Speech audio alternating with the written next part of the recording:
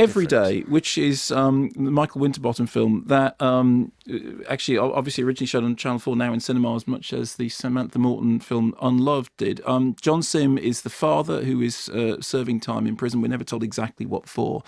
Shelley Henderson is the now effectively single mother coping in his absence with raising the children. And the film plays out over a series of prison visits in which we see, which involve her getting the kids, to often very, very out of the way locations, getting them up at the crack of dawn. And the film was shot over a number of years. So effectively what we see during the course of the movie is the family growing up in the absence of the father and only meeting each other during their visits. Here's a clip. Any news? No. Stephanie's got a boyfriend. You're joking. What's he called? Ollie. Ollie. He's nice. How old is he? 7. 7? She's 10. Toy boy. She's got a toy boy. Bloody hell. He's nice though, isn't he? Kisses. Whoa. I don't want to hear this. It's true. No, don't tell me this.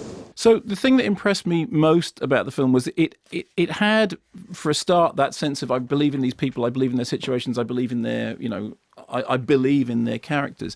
I mean, generally, in terms of the way in which prison visits are portrayed, you may be used to an idea of which you see a story from the inside, in which then you have prison visits and then there's a brief contact with the outside world. I mean, the thing about this story is it is told entirely through those visits and what the absence between them means. And there is this really powerful sense of watching, a family growing up in the absence of the father figure. It was one of those things where, Michael Winterbottom is really interesting the way he devotes himself to this kind of project. And, his films stylistically are all so different. I was really moved by this, and I found that it portrayed a situation, very much like we were just saying a moment ago about the Sessions, that you think, I believe in these characters, I believe in their world, I believe in the situations that they're facing.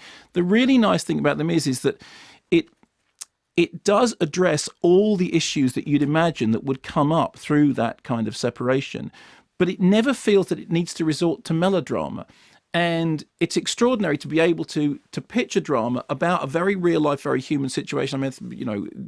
You think of the sort of great British realist directors, Ken Loach, to some extent Mike Leigh, or slightly differently. Les Blair, I think, would be in that, and going back, Alan Clark, I suppose. But that idea of being able to pitch something at exactly the right level without having to crank anything up to over-dramatize it, that all the issues that you expect would be raised, but they don't need to be raised in hyperbolic, melodramatic terms in order for the thing to be dramatically engaging. It was dramatically engaging. And incidentally, I'm glad I saw it projected in a cinema on a big screen because it worked for me as a piece of cinema.